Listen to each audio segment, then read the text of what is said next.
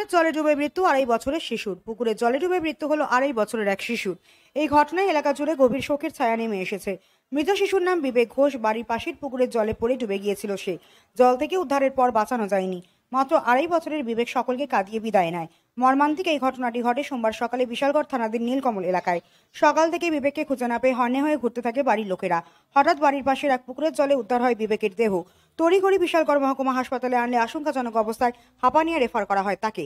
হাঁপানিয়া হাসপাতাল নিয়ে যাওয়ার পর কর্তব্যরত চিকিৎসক শিশুকে মৃত বলে ঘোষণা করেন। শিশুর মৃত্যুর এই ঘটনায় গোটা এলাকায় শোকের ছায়া নেমে আসে। কান্নায় ভেঙে পড়েছেন পরিবারের লোকজন।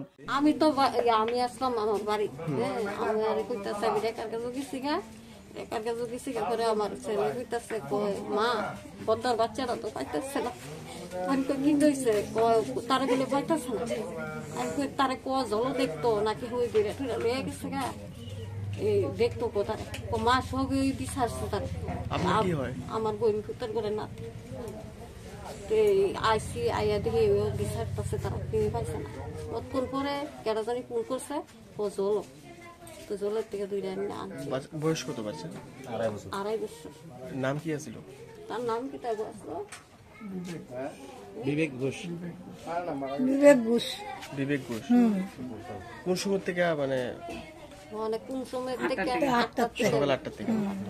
কোন স্কুলে পড়তো? গেছে বাজার 2 বছর 8 মাস। এই জায়গাটার নাম কি? জায়গাটা এটা নীলকমল। বিশালগড়। ব্যুরো রিপোর্ট, হাল্লা বোল।